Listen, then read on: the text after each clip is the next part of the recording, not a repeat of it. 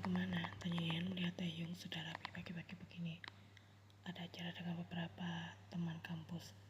Jawab Taehyung singkat sembari mengenakan jam tangan di pergelangan tangannya. Teman kuliah. Iya, aku mau ikut. Aku sudah terlambat, balas Taehyung. Aku tidak perlu ganti bagian lagi, bagian ini saja. Lalu kita bisa langsung berangkat. Taehyung terdiam beberapa saat seolah tengah memikirkan sesuatu.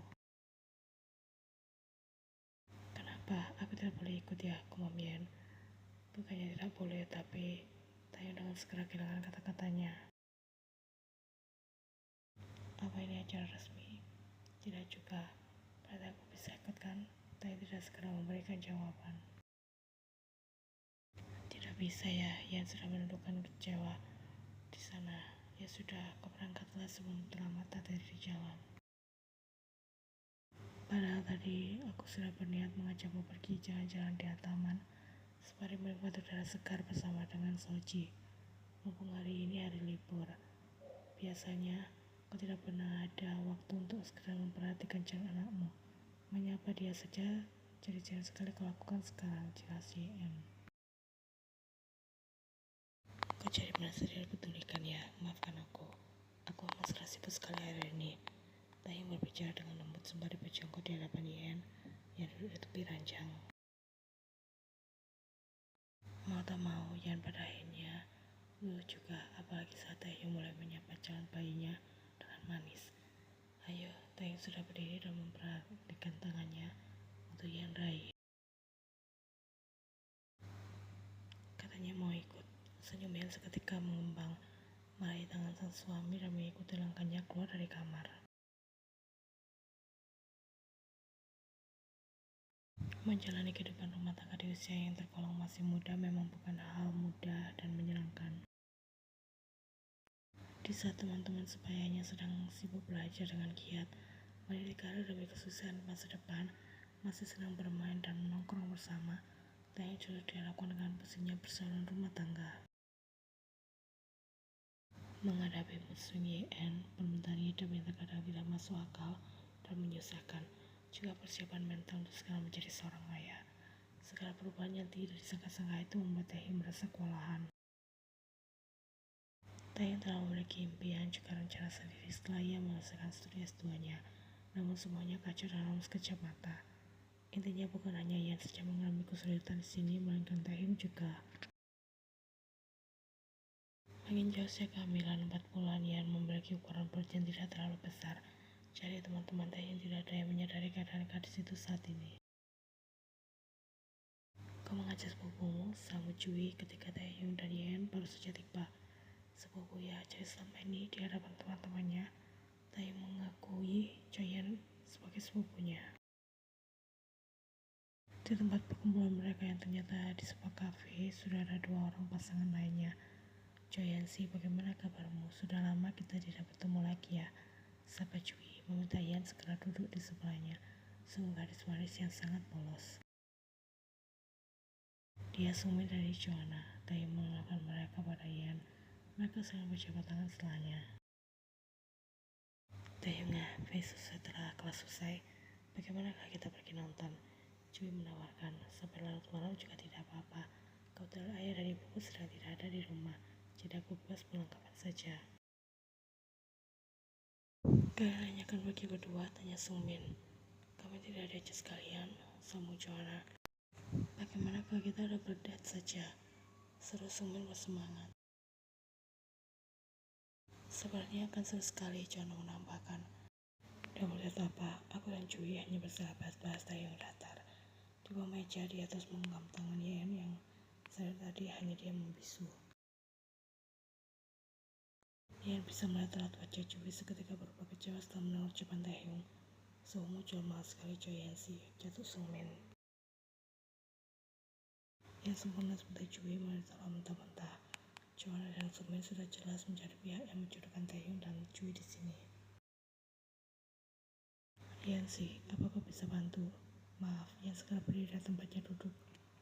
Aku mau pergi ke toilet, sambungnya, yang kemudian kita menunggu jawaban dari yang lain. Sepupumu membosankan sekali Taehyung, keluh Joanna. Ternyata cuma diam saja. Kau tidak bisa berbohong. Mengapa nekat ikut datang kemari? Kau mau kemana? Tanya Jui melihat Taehyung yang sudah berdiri.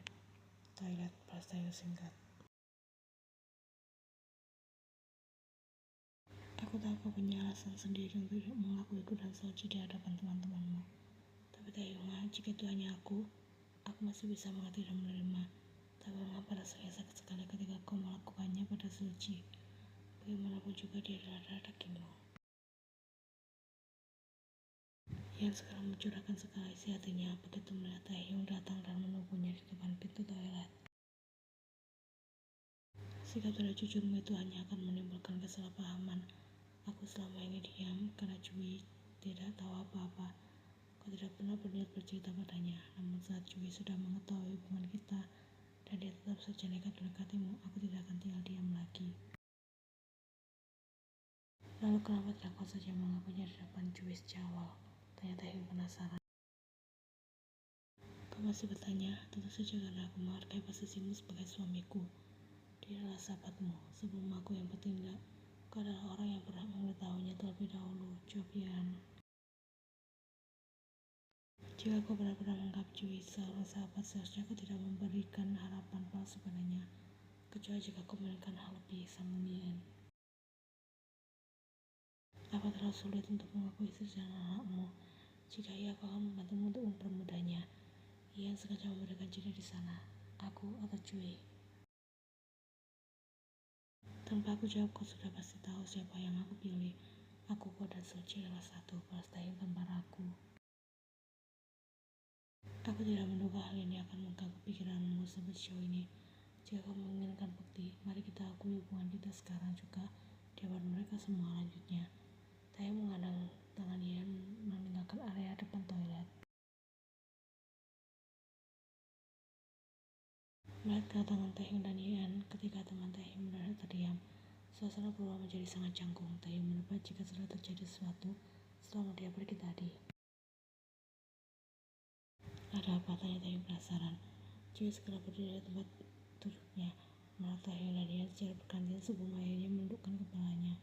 Gadis itu menyembunyikan raut wajahnya dengan rambut panjangnya yang terurai. Maaf, kemauan Jui hampir terdengar seperti sebuah bisikan. Aku tidak mengetahui hal ini sebelumnya. Tolong jangan salahkan aku, karena aku benar-benar tidak tahu apa-apa. Bunda Jui tampak bergetar menahan tangis. Aku malu pada diriku sendiri. Sekali lagi maafkan aku. Jui meraih tasnya dan pergi meninggalkan kafe setelahnya. Gadis polos yang sangat malang. Taehyung, aku tidak sengaja mendengar pembicaraanmu dengan Yeon di depan toilet tadi. Joanna mengakui. Dia juga merasa bersalah karena selama ini sangat gencar menjodohkan Taehyung dengan Jui. Apalagi tadi Joanna sempat mengatakannya membosankan, padahal hati istri mana yang tak bisa menerima saat suaminya dijodohkan dengan gadis lain tepat di depan mata kepalanya sendiri. Kami baru tahu jika ternyata kalian pasangan suami dan istri, ucap Songmin.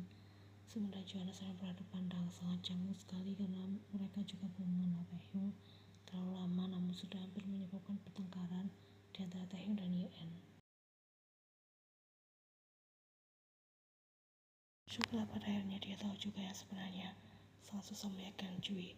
Dia tidak pernah mau percaya ketika aku mengatakan Taehyung Oppa sudah menikah dan akan segera memiliki bayi, ucap Jeon. Aku sengaja tidak memberitahukan nama Jeon karena belum terlalu mengenal karakter Jui. Aku takut jika ternyata dia memiliki sifat nekat dan itu akan berujung dengan membuat Yeon menjadi celaka ataupun mendapatkan ancaman seperti yang sudah lanjutnya. Sebenarnya dia gadis dengan karakter yang sangat polos yang teringat kembali dengan bayangan Jui saat di kafe tadi. Lalu bagaimana bisa Jui, Joanna, dan juga Sungmin menganggap Yeon sebagai sepupuku? Padahal aku tidak pernah bercerita apa-apa, tanya Taehyung. Setelah itu, Jeon menampaknya ragu-ragu untuk mulai bercerita. Karena Jui sangat tertarik pada dia kerap kali mendekati para sahabatmu. Salah satunya Jungkook Oppa. Aku beberapa kali pernah melihat Jui mengobrol dengan Jungkook Oppa. Jadi John Jungkook yang sudah mengatakan hal Lina seperti itu, kilat penuh kemarahan terpancar dari kedua mata Taehyung. Jika memang benar Jungkook adalah pelakunya, Ian sudah pasti akan merasa sangat kecewa dan kegusahnya untuk menjauhi Jungkook semakin bulat. Jangan emosi dulu, itu kan hanya dugaan sementara, ucap Jihyun mencoba untuk mengendalikan situasi. Yang penting sekarang ini Ian sudah berjaya dan memaafkanmu kan? Ian mengaku setuju pada ucapan Jihyun, tapi Taehyung masih saja pasang raut wajah kesal. Perutmu sudah mulai kelihatan ya, sudah berapa bulan? Tanya Jihyun mengalihkan topik pembicaraan. 4 bulan, balas Jihyun. Taehyung, apa coba rasakan di sini, anakmu sudah bisa menendang. Seru Jihyun heboh. Mendengar hal itu secara mendadak, Taehyung segera melupakan amarahnya. Dia berjalan dengan antusias mendekati Ian dan Jihyun di sana. Yang benar, di mana, seperti apa rasanya? Tapi bohong, Jihyun mengejek sahabatnya itu dengan telak. Jika dengan Jihyun, semurah apapun Taehyung, dia tidak akan bisa bersikap kasar. Seperti saat ini, dia hanya mengajak rambut Jihyun dengan gemas. Jangan, payung masih terlalu kecil. Nanti ada saatnya si kecil ini akan menang wajah menyebalkanmu itu, balas Jihyun. Jiona, panggil Ian. Kemarin pagi aku bertemu dengan Baby John. Dia bertanya, apakah kau dan Jungkook apa sedang ada masalah? Katanya hubungan kalian terlihat semakin menjauh akhir-akhir ini. Tanya Ian. Jihyun menghela nafas sangat dalam. Pada akhirnya dia memang tidak bisa menyembunyikan hal ini terlalu lama. Tidak ada masalah kok, aku hanya merasa lelah dan ingin berhenti saja. Entah ini sejenak atau mungkin selamanya, aku mau Jihyun. Taehyung menepuk pundak Jihyun pelan dan memberikan semangat. Kau patut mendapatkan yang terbaik. Sejak kejadian di kafe kemarin, Jui sudah mencoba untuk menghindari Taehyung sepenuhnya. Tidak ada gosip yang beredar karena baik Jui, semua maupun Joanna saat meragai privasi Taehyung. Hanya saja mereka jadi cara mengajak Taehyung nongkrong di kafe atau mampir ke suatu tempat setelah kelas selesai. Tidak enak karena sudah ada sosok istri yang menunggu Taehyung pulang ke rumah. Tidak seperti mereka yang masih bisa hidup bebas. Tidak pulang 3 hari berturut-turut juga tak masalah. Meskipun Taehyung percaya jika Jungkook yang sudah membuat kesalahpahaman antara dia dan Ian waktu itu, tapi Taehyung sudah tidak tertarik lagi untuk membahasnya lebih lanjut. Yang penting kebahagiaan rumah tangga mereka sudah baik-baik saja sekarang. Kenapa kau meninggalku selama 2 bulan ini? Jaehyun hanya menatap Jungkook yang kini sudah berdiri di hadapannya. Akulah mengajarmu, jawab Jaehyun dengan gumaman. Apa yang harus kau kejar? Kita adalah sahabat selamanya, hanya akan seperti itu. Itu menurutmu, sejujurnya aku tidak pernah menganggapmu sebagai seorang sahabat. Aku sudah menyukaimu sejak pertama kali melihatmu saat itu. Kita tidak akan pernah bisa menjadi sahabat sampai kapanpun, jelas Jihyun. Aku sudah lelah, menghindarimu adalah salah satu caraku untuk kembali memulihkan perasaanku yang telah terluka. Mulai saat ini, mari bersikap seolah kita tidak pernah mengenal satu sama lain. Lanjut ke situ. Berangkat sekarang saja, aku nanti ada kelas siang. Kalau berangkat agak malam nanti kau yang mengantuk, ucap Taehyung. Semakin besar usia gamelan Ian. Dia memiliki kebiasaan baru, yaitu tidur di bawah jam 8 malam. Meski sudah tahan-tahan, tetap saja rasa mengantuk itu menyala secara terus-menerus. Hingga Ian menyadari mama ini menangis selimutnya, kemudian segera terpengkalam mimpi. Tapi aku belum mandi, pasien. Yang sudah main saja dulu, aku juga mau menuntaskan panggilan alam. Jawab Taehyung, selalu rutin setiap hari. Dia memiliki sistem pencernaan yang baik. Mereka akan pergi ke rumah sakit untuk pemeriksaan rutin. Dan ini sudah bulan kelima, di mana jenis kelamin bayi mereka sudah bisa dilihat. Sejak semalam, Taehyung sudah tidak sabar ingin segera mengetahuinya. Meski dia tetap merasa yakin jika anak mereka berjenis kelamin perempuan. Ian memperingatkan suaminya itu agar tidak terlalu yakin. Nanti kalau tebakan Taehyung salah, Ian tidak mau bertanggung jawab jika suaminya itu sampai merasa kecewa. Tentu saja Taehyung tidak akan merasa kecewa, karena baik itu bayi laki-laki ataupun perempuan akan tetap dia sayangi dengan sepenuh hati nantinya. Ini laki-laki ya, ucap Dr. Lee sembari fokus menatap layar Whisky. Laki-laki, ulang Ian takut salah dengar. Iya benar, dokternya Taehyung ingin Teli memastikan sekali lagi secara teliti. Dr. Lee kembali menggerakkan alat USG di atas permukaan perut. Ia benar laki-laki. Kalian bisa lihat di sini, ini sudah kelihatan jelas sekali. Bahkan ini semua gara-gara Taehyung. Ia telah percaya pada mimpinya. Kasihan sekali jangan menjagokan mereka selama menerima panggilan nama bayi perempuan selama 4 bulan terakhir ini. Kalian bisa dari tadi merasa kecewa karena anak kita terlihat laki-laki. Tanya Ian saat mereka dalam perjalanan pulang. Tidak kok, anak laki-laki juga seru. Nanti bisa kau ajak main bola dan tanding main game. Aku hanya sedang bingung mencari nama yang bagus untuk bayi kita sayang. Kim Seo aja bagaimana? Ian memberikan saran. Kiseo. Taeyang segera mengaku setuju. Bagus, aku suka. Seo ya, ucapnya sembari mengusap rambut perutnya di sana. Mungkin sosok gadis kecil dalam mimpi Taehyung kala itu memang hanya sekedar bunga tidur semata. Tentunya gadis kecil itu hanya datang satu kali. Setelah itu, Taehyung tidak pernah melihatnya lagi di dalam mimpi.